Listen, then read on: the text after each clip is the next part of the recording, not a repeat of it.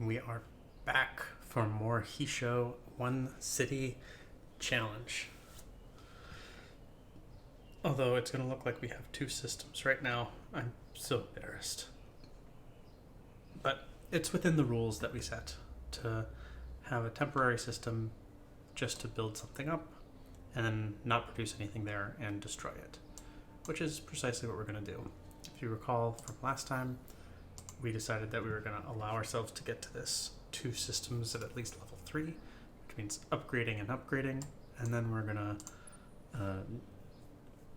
evacuate that system afterwards. Got a couple more kites here, and we are now nicely on top of Micra. And you can see, because of those manpower modules, we're producing, we're sieging for 110 per turn, which is pretty solid, I have to say. Alright, but we've got a ton of tanks that we can ground battle with here. And we're just going to come in with a blitz.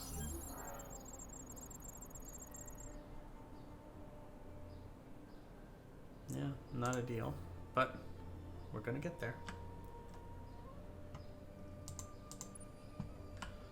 Alright, the miner has no more mines, and no more mines.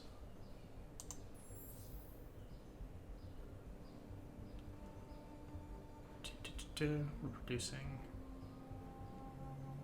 these chain gangs here. I guess we'll, bump our adamantine production, because why not? And then we're going to be running out of stuff to do. After that, we'll probably sacrifice one person there, but there should be plenty to do relatively quickly.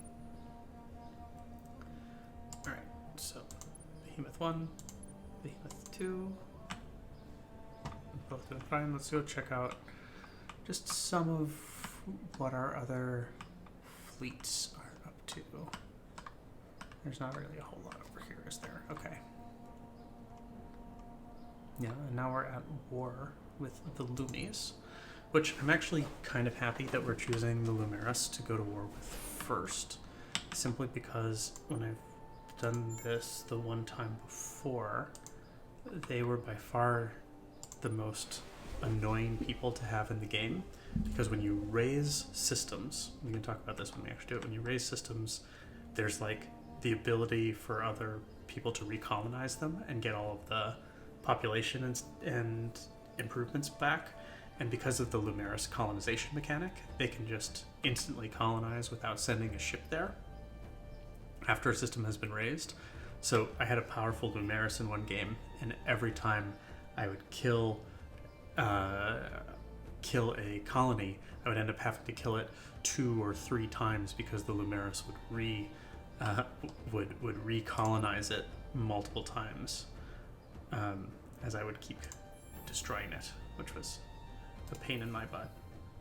All right, so let's also look at our industry strategy. So we're moving ahead here. Hardened alloys to increase manpower deployment limit. That deployment limit is actually way more important than the fleet size right now, because it determines how fast you can invade.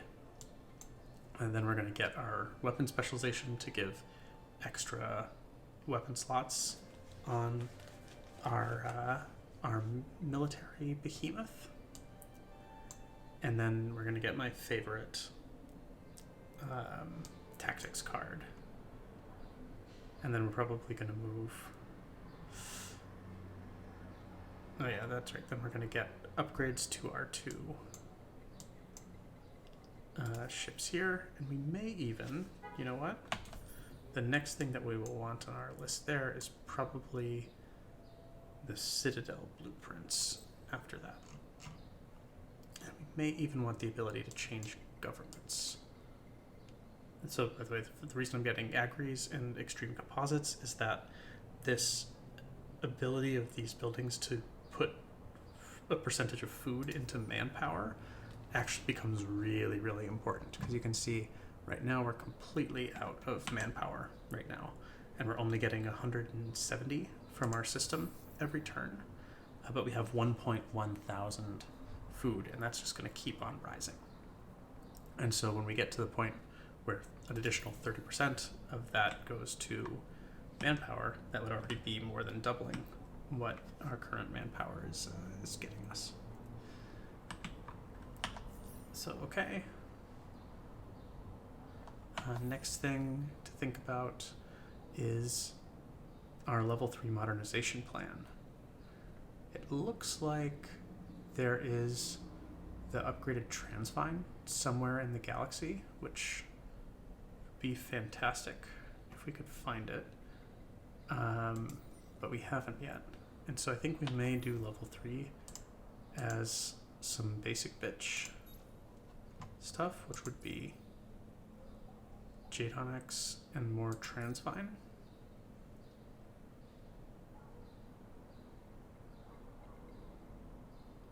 But let's see if I can even get that much Jade Onyx. Because I would need 150 to upgrade both of my systems then.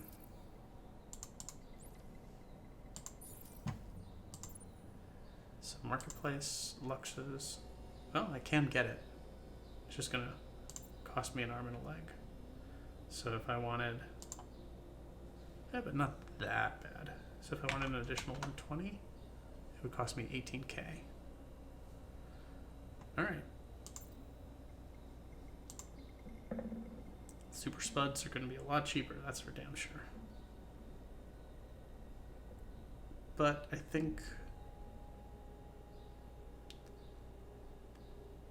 the money is going to be fine in the long term.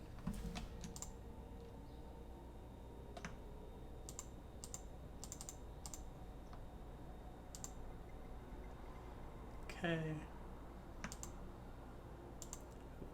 Those are valuable. Sell 10 of our hydromeal. And then we will, yeah, just go ahead and buy 120 of our, I don't know, we only need 90, right? Because we need 150. We have 60 already. So, go ahead and get 150 Jade Onyx.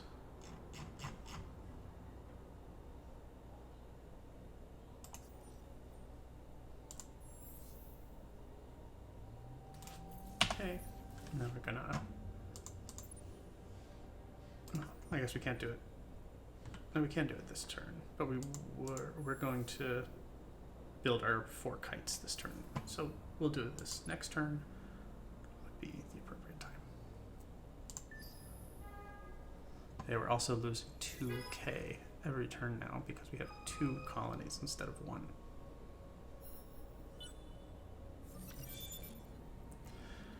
So, command point up. Now let's see what we got.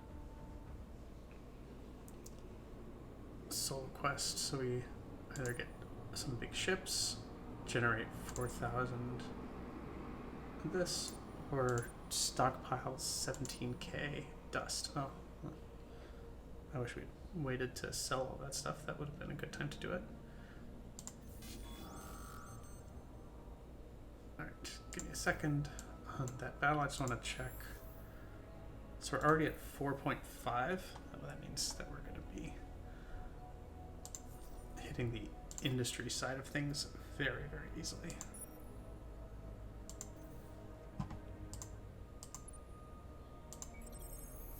We could hit the pacifist one almost as easily, I suspect.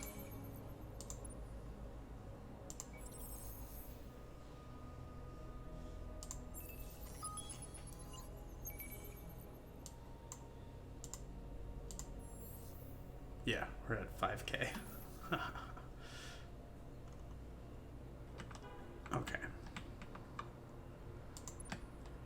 So now the next place for you to go will be over here.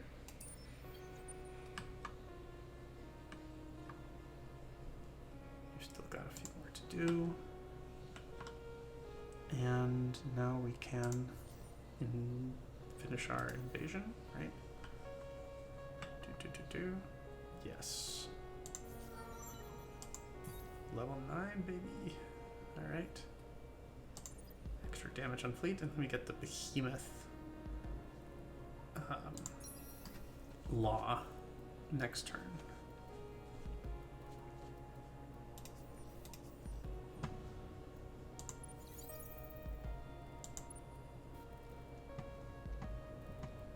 Okay.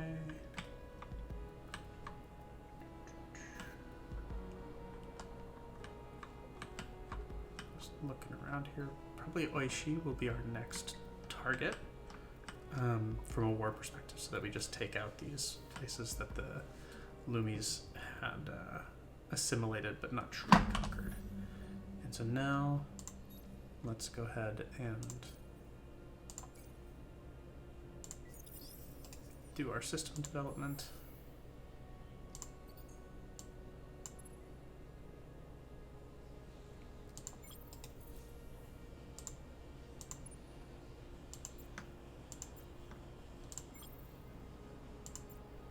Got a big fleet of these K, 6,700, which is pretty solid.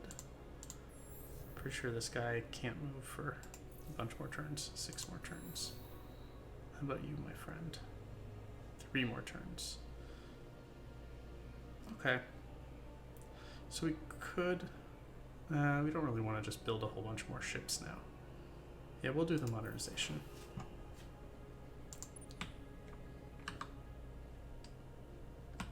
And then we're gonna set him up on that fleet.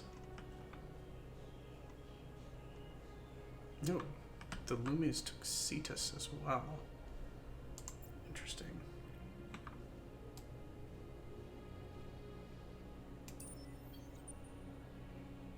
Alright, so I do want to get some more guys over here.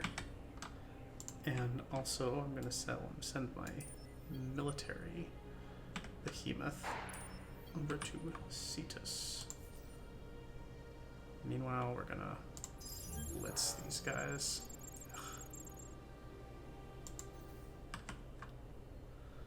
Yeah, this is why you need the high manpower deployment limits, by the way, because the moment you overwhelm them, the battle is over. And so the fact that we can't quite overwhelm them, this is actually something I was thinking about between the games. Remember we got that fancy manpower module that gives us a ton of extra manpower? One of the things to note about this is that it actually doesn't increase the manpower deployment limit, which these modules do. These increase the manpower deployment limits by 50 for each module. So I'd actually almost rather have an extra 100 deployment limit, but only hold half as many modules, or half as many manpower, and the health bonus and the sieging, that's kind of, it's a nice to have, but it's not an essential part of this. So I actually think it will be beneficial to switch this to the manpower deployment module going forward. Alright. And then we're going to be getting plenty of transfine. We're getting, I think, what was it, 16 a turn, something like that. Yeah. And then weaponization in 2. Yeah, we've got 6 turns of goodness going there. Oh, that was just assimilated. They're assimilating our friends. Those bastards.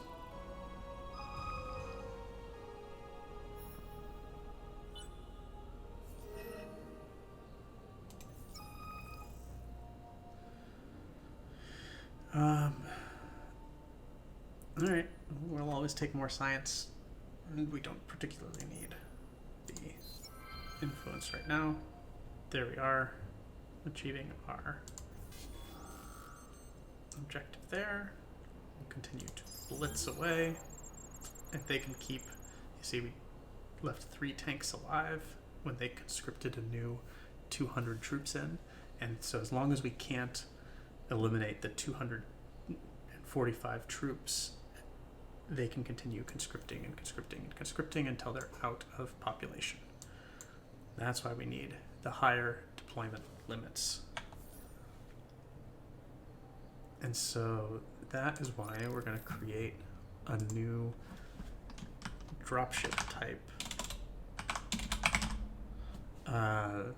unit called a stork. That's going to be not the colonizer,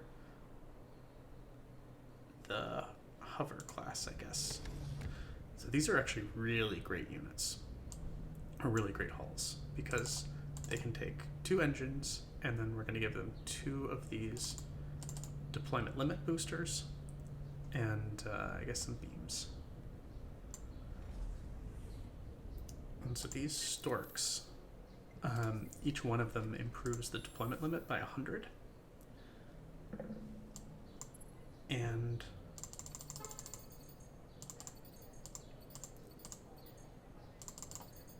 alright, so we're going to build like 15 of them, and you can see how fast we build them. Super, super fast.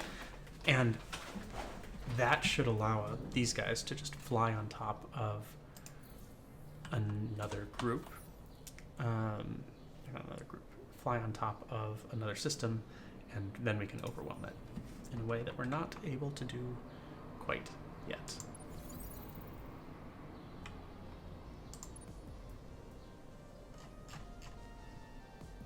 All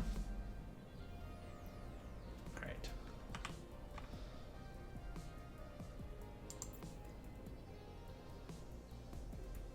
Ooh. 1,400. What are we at? 6,000. So we should be able to beat the pants off of these guys, right?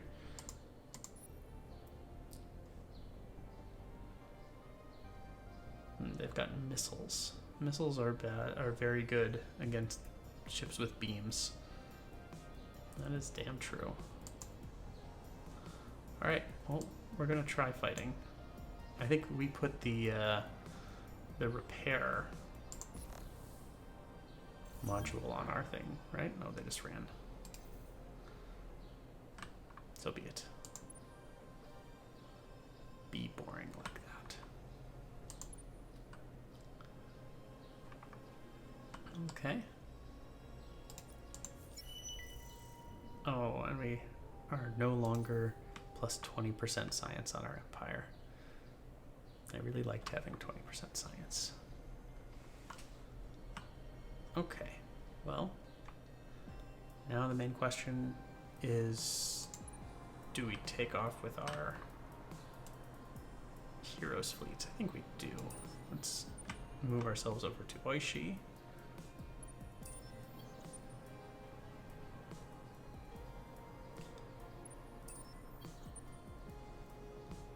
And then this second fleet will be the one responsible for going down and grabbing Cetus when we are ready for that.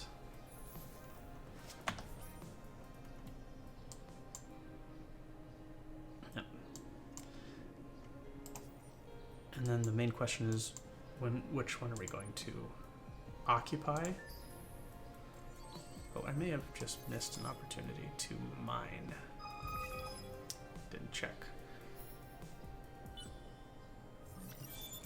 Let's see. So we got our weaponization. Hurrah. I guess we'll take the minus 10% system development costs. I don't need an additional 20 ad. Yeah, no. 20 adamantine is better than saving that system. Alright. Oh, be the first. No, we have achieved this. Okay. We've been the first to have anyone receive level 3. Got it. Okay. Another minor frickin' victory. Sigh.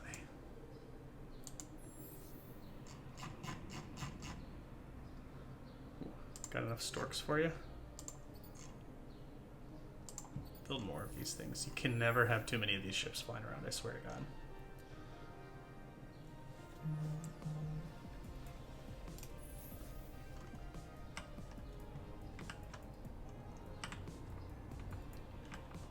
they don't cost any materials. Wait. We're even underestimating what we can do here.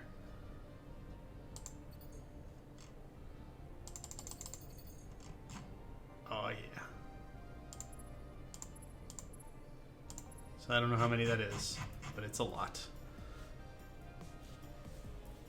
An awful lot. And so you put 20 of these on top of a planet, and then your deployment limit increases by 2,000. And so you can just flood it with troops, and you can do almost instant invasions. And that's what we're going to be in for. We're going to be the most invasive planet colonizers that we can be. Or I guess non-colonizers. These guys have a little fleet, 1,400 over there. How does that map up against me? I think we're pretty favored in that regard. So, well, I guess we can head over there at full speed next turn. So let's do that.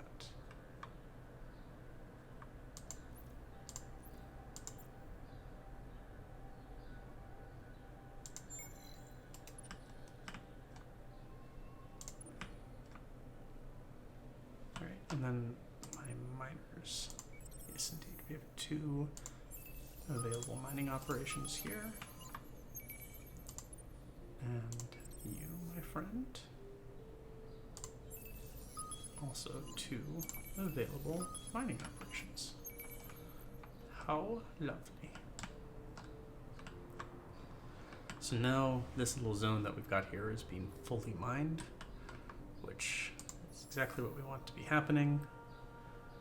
We're getting 6,000 industry a turn. Again, exactly what we want to see. And we want to get this guy up to level 3 and then out of our hair as soon as possible. 38, huh? Okay, so we'll have it in 2 turns. Maybe 1 if we decide to make a little purchase. Which, let's look at the cost of that. Just because it's not a huge thing. Oh wow, the transmine is expensive. Yeah, okay, we'll wait the 2 turns. There's no particular hurry. Alright, so then where do we want to go with our eco thingy? We could go over here and mine at Nair.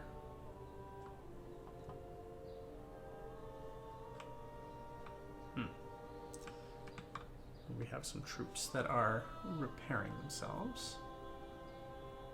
Actually, you know what? It wouldn't be a bad idea to send these guys over to Cetus. They have some manpower. Yeah, 400 manpower in there.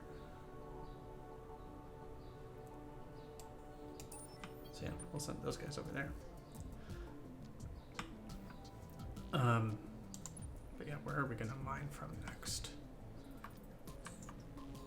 This is too unstable for us right now. This is tough. Probably this region, back out a little bit. This region and these 3 systems are the next ones we should plan to mine, but then also just unseating these systems here. So I'm happy to just be regenerating some of our probes, and we can kind of, I guess we'll go over here and hang out.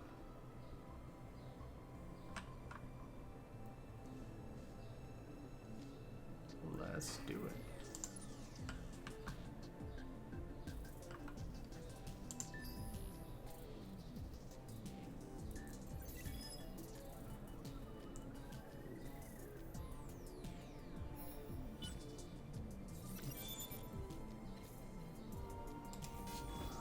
Got our fleet shielding.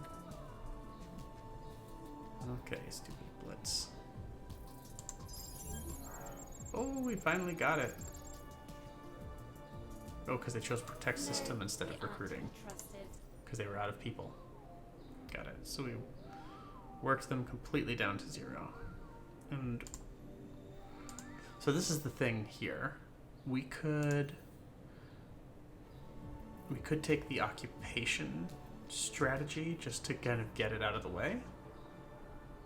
I think that's wise. Let's do our occupy strategy and then build nothing and burn to get that out of the way for our quest. Where was that quest? This one. Invade and occupy Blade of the Eagle Part 2. Yeah. We'll just continue moving that forward and then just build the burn this thing down. It's kind of a pain for us to occupy that system, but not the worst. And ooh, make him get another. So this upgrade gives an extra behemoth production limit if he's on the Senate, which our science boy is. And now we've got 21 storks. So what do you do with 21 storks? Send them over here or up here. How quickly could they get up here? 3 turns? I'll take it. Oh, not the Peregrine, please. This guy. So, first of all, let's take our win here. Done. What are we going to do with it? Regrettably, we're going to occupy.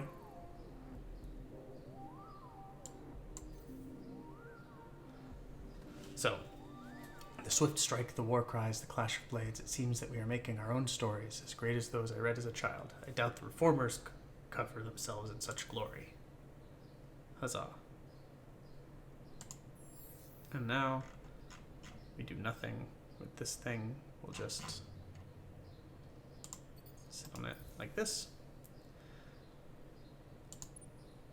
And in the meantime, we will move over here to defend there, and we can start mining from 2 of the systems on this side.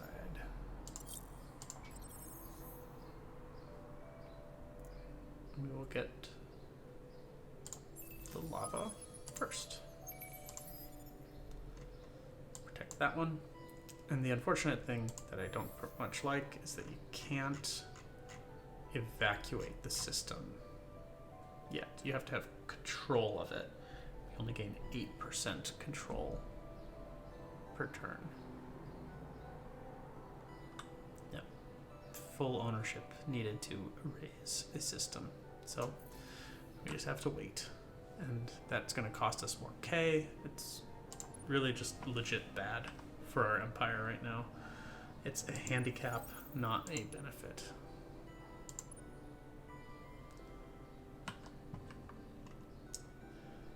Alright.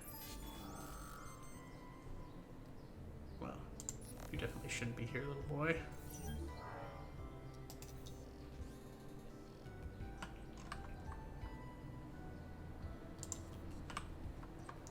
So, now that we've spent our K, we're going to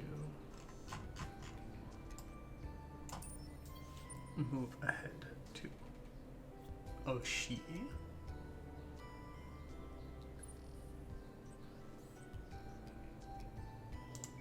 where we will viciously scout some curiosities for these guys. Ooh, analytical engine, isn't that the one? Yes, that's +1 per curiosity discovered. Sure.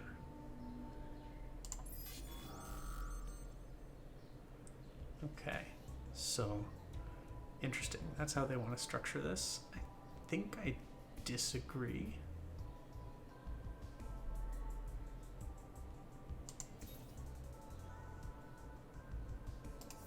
No, that's not the end of the world. The flag would take the most damage there. Oh, you know what? I made a mistake because I have my new card that I'm not using right now. Yeah, I think what I'm going to do actually is put all of these guys in the middle. They're probably just going to run. But basically, the idea here is just to use 2 columns. That way the kites can absorb most of the damage since I have a bunch of injured little guys.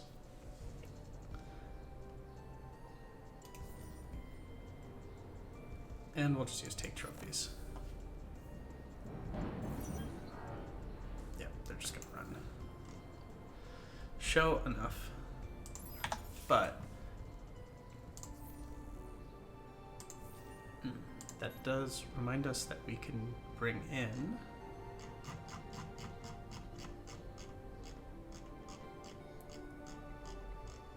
there we go, repair and recover, plus 30% health from both fleets. And we're not really going to be concerned ourselves with the 10 science and 30 gold.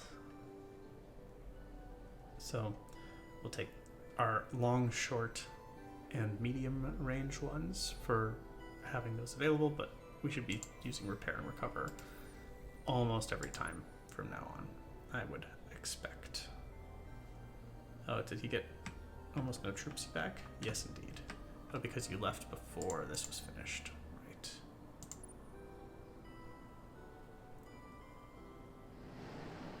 So these guys actually got a ton of troops back. Okay.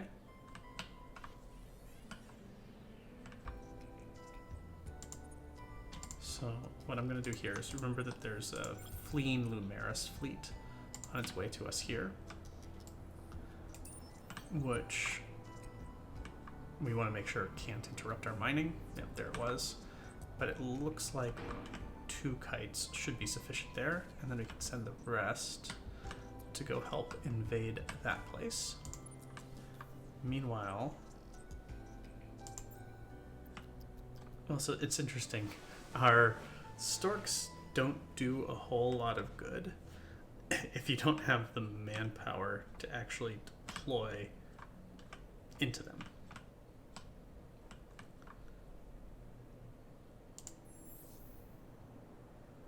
Huh.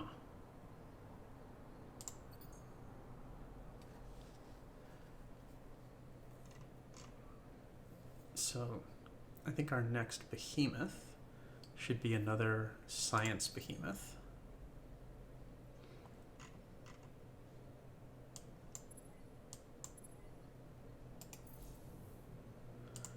And then the storks, ideally they just stay here and continue soaking up all of the manpower that we have until they can be useful.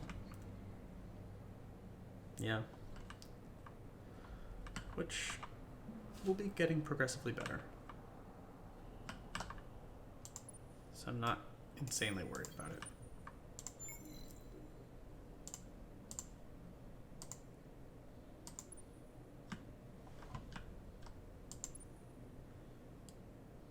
So, here we go. Next turn, I suppose. Oh, and we got military 4 out of this.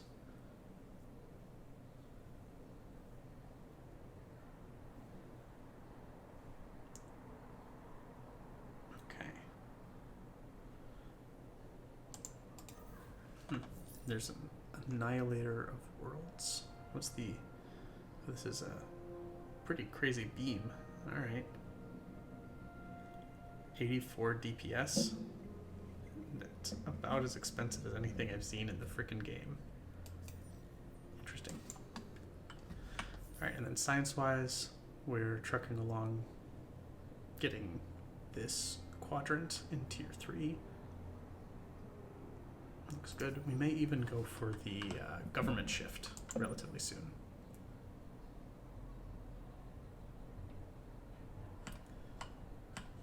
And then last piece, 63, so we have to wait until next turn to do the level 3 upgrade before we can escape this stupid system.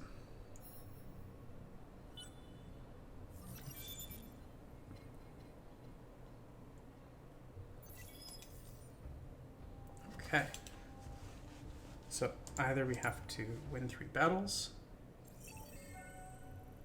or produce 19 strategics per turn for a duration of 10 turns. And that would get us a big industry boost versus manpower capacity. No. My friend, I'm sorry. Well, let's see. How many strategics are we producing now? I think we're producing quite a lot, right? Because we're only getting 2 from our... Yeah, so we're producing 9, 7, 3, 2. So we're producing close to 20 already by my count.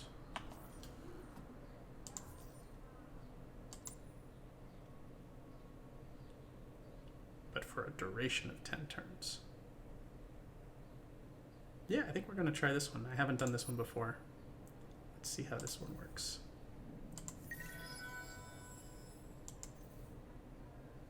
You assimilating all my friends. Stop that. But so be it.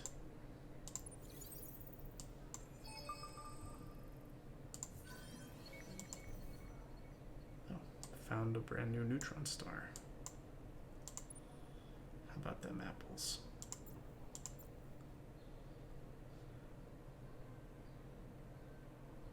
Oh, cool. So we can kill 184 because of the kites that are sitting on top of this. And then these guys are 1400.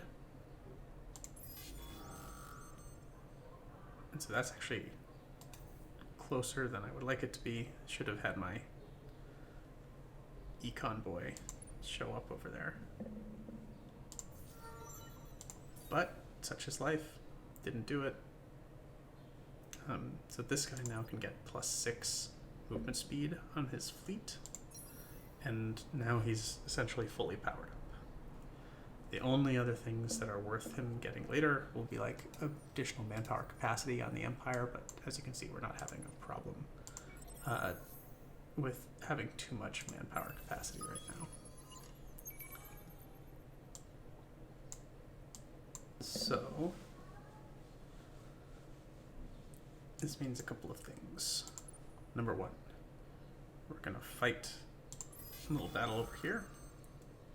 That's going to be with a frigate, and we can use our repair and recover, although it's screwed up how this would be organized. Definitely don't want it organized like that. You want it instead organized kind of like this.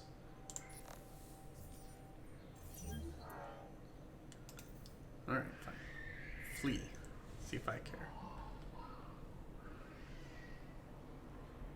Now this is going down by 92 a turn, again thanks to those modules on the kite, which that does make those look pretty smart, I have to say. These guys now have 600 manpower in them, which is not too bad. Alright, and then let's do this other thing here. So these guys, pretty similar in medium and long. But it might be that we just want to increase our hull plating.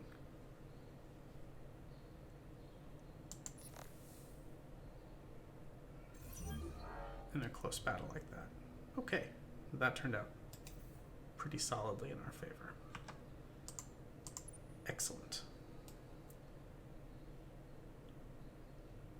And from there, we want to go support Oishi.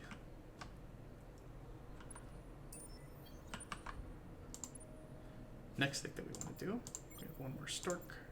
We're going to merge him in with these guys. No, I guess we do have a stork here. Merge. There we go. So next thing I want to do is actually unequip Tsuyu. You've gotten what you need from this. And we're going to re-equip Kogewa.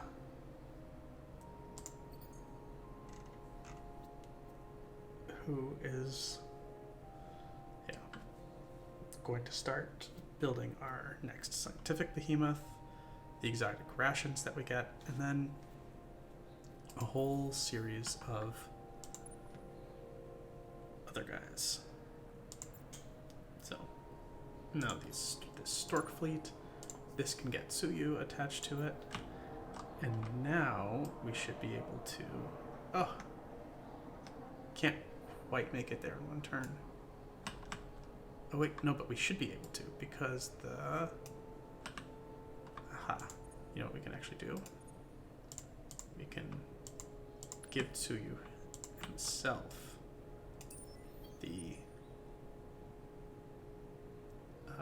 the movement speed buff. No, you always got to give the, it's always smartest to give the military behemoth the movement speed buff, because it translates to the other areas as well. Let's just make sure that we give it to the right one. So this is the 4th Regal Flight. All right.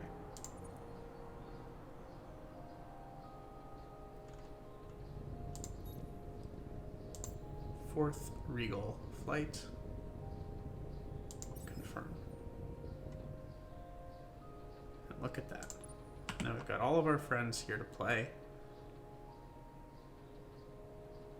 And if we were to attack with our storks, we have 2,600, which are 174 tanks. We can deploy all of them.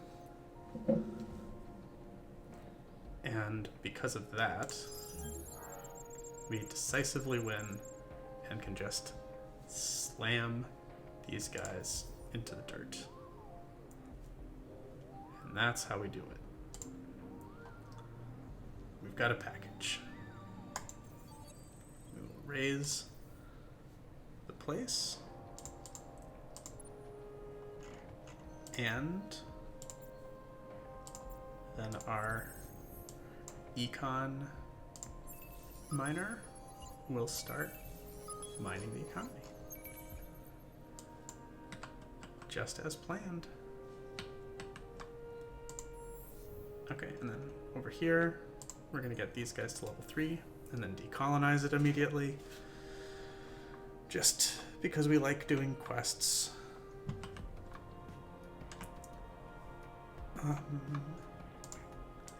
And then what we're going to do here, we've got our friend Tansu.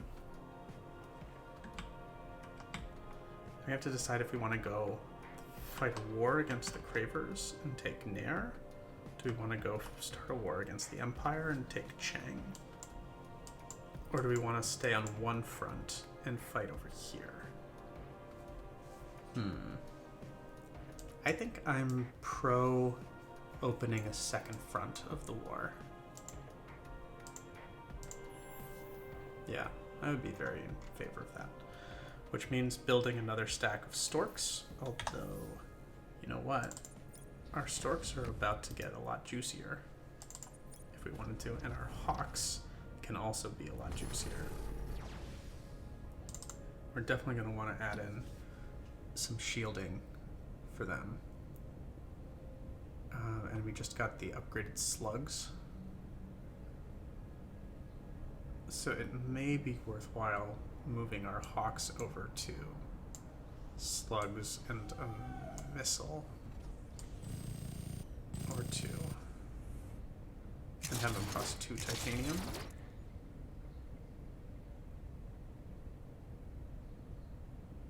Kind of like that. We can also even put, yeah, I think 2 titanium is enough for these guys. We don't need to put an additional support module in there for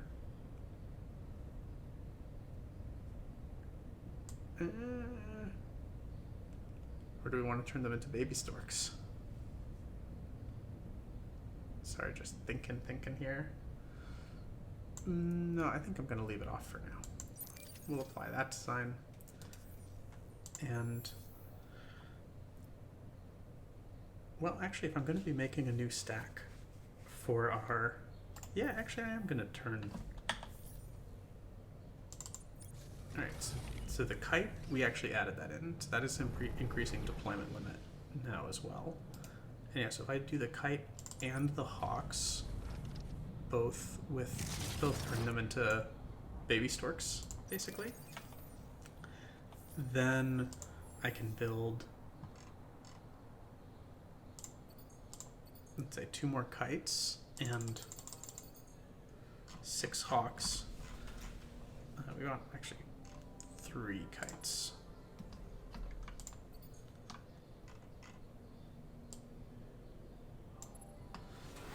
Three kites, 6 hawks, and see where we go from there. Titanium is becoming our rate limiting resource. We've got 2 things going on it. Ceres has more, so we're getting 7 a turn though. That's not bad, and I don't think it was too expensive. Okay. So that's 7 a turn. We've got our kites there. And then these are hawks and peregrines. So we're going to merge those guys together. And then take almost all of you guys into a new fleet. Merge you guys together. What do we have? 1 more stork. And now you guys have 21 movement, a bunch of probes. I guess you could probably ditch the peregrine because that has a lower move speed, right? Yeah. So take even 1 more little storky.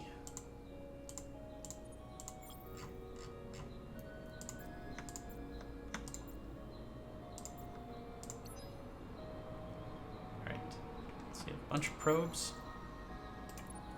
and next turn we're going to open up a second front of this war.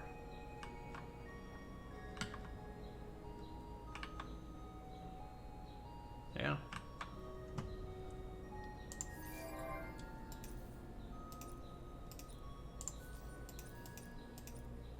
Okay.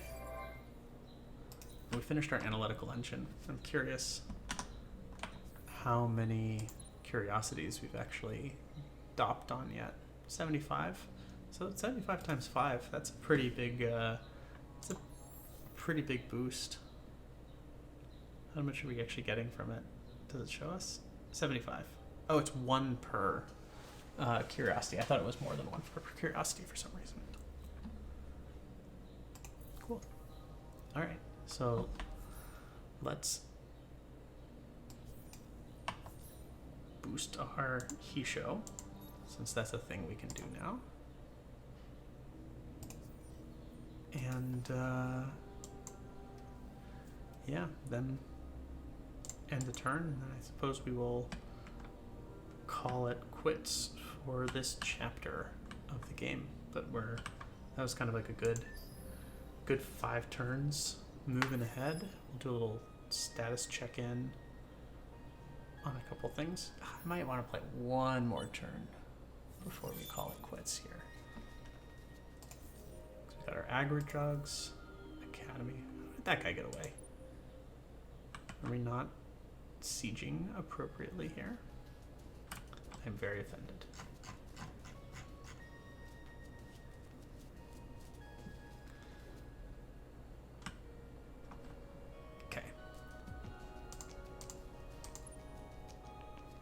Yeah.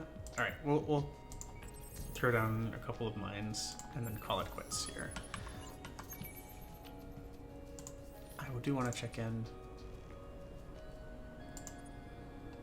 So, produce 19 strategic resources per turn with a behemoth for 10 turns. So we're not producing 19 strategic resources, period, yet. Otherwise it would be otherwise it would be counting up. Look at this. This is one of the most annoying things that can happen to us. We're not going to open up a second front of the war because we have to go deal with these fuckers.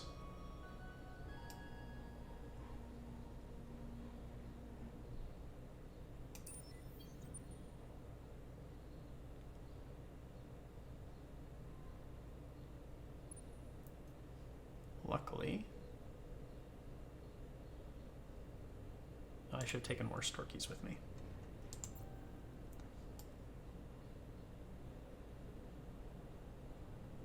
That's alright. We're going over. And we'll get there.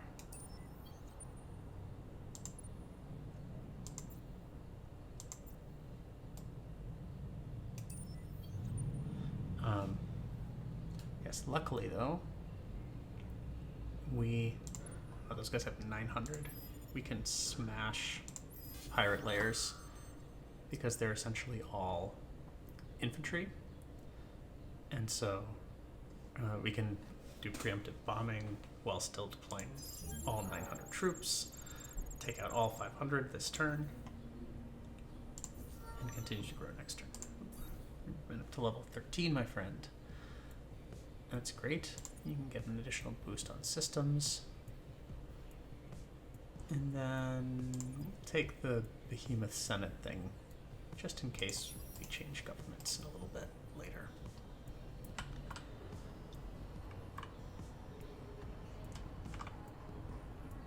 Okay.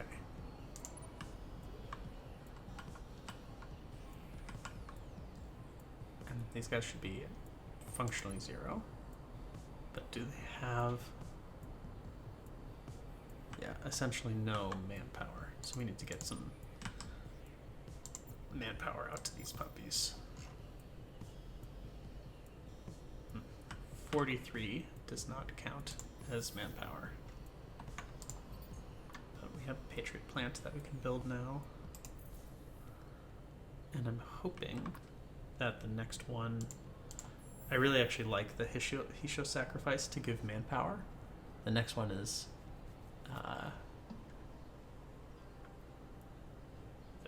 the cost one, which isn't too useful. Yeah, we should get to that in a bit as well.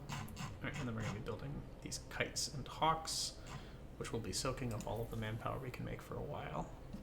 But we are at least producing a bunch now, right? We're producing almost 700 a turn, and as our food continues to go up, that will be growing much, much more, because we're getting our Patriot pills now. And last thing I want to do before we leave is we can think about whether we want to make the storks more more useful or faster. Probably the thing that I would do would be to make them faster. For 1 Hyperium, I would apply that design. And then see if we do anything fancy with our Kestrels, which the Kestrels are actually designed a lot like the Storks right now, so I would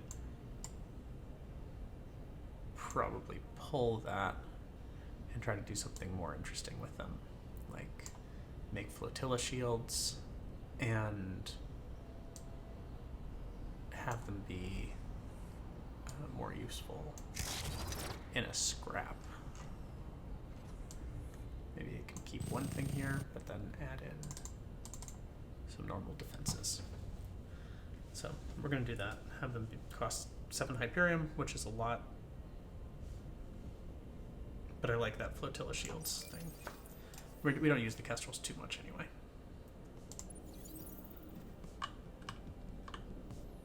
And then these guys, this is bringing the manpower, right? Ugh, still only 800. But it's workable.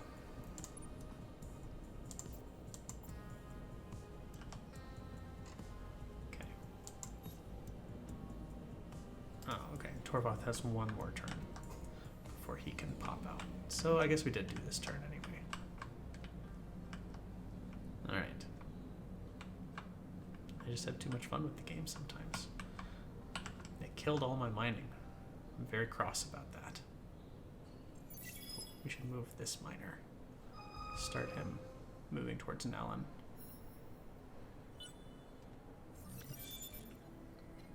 Alright. So we finished our Citadel blueprints.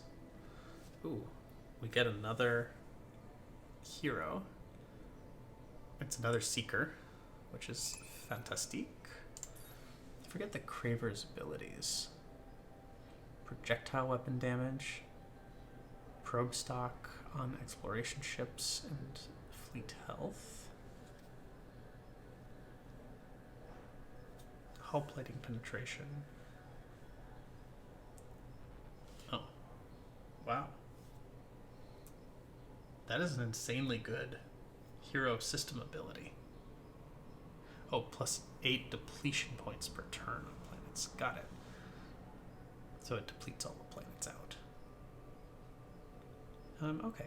So that's very hull focused. I think we'll probably go with the Pilgrim then, because the Pilgrim has extra movement speed.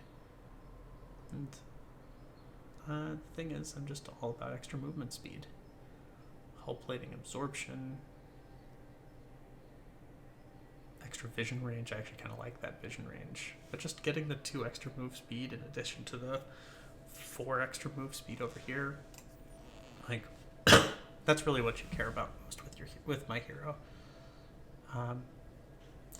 Yeah, but you know what? We already have the guy on the Senate. I think, well, we're definitely not going to go with the Technologist. Shield capacity, hull plating penetration.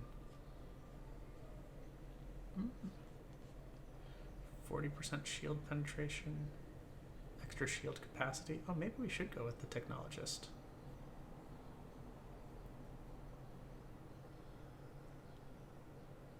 Yeah, all right. We'll go with Apistus. Congratulations.